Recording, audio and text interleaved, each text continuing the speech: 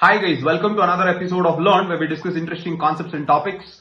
Today, if I ask you which is the highest peak in the world, each and every one of you will know the answer that the highest peak is Mount Everest. But what if I tell you that this Mount Everest was first measured and declared by a genius Indian mathematician who was not given the credit of doing so, and his name was erased from the history books by the Britishers. That genius Indian mathematician was known as Radhanath Sikdar, and Radhanath Sikdar in 1852 was working in trigonometrical survey of India, and he used his advanced trigonometric techniques in order to establish and measure the highest point on earth, which was then given the name as Peak 15. When this information was shown to the then Surveyor General of India, that is Andrew Waugh, he was shocked and stunned. Despite the contribution of Sikdar, he went on to name the peak after his predecessor George Everest and then gave the name Mount Everest. This was definitely an act of injustice, and in fact George Everest himself says that Radhanath Sikdar is a genius and very few in India and Europe can be compared with his intelligence. In 1875, post Radhanath Sikdar's death,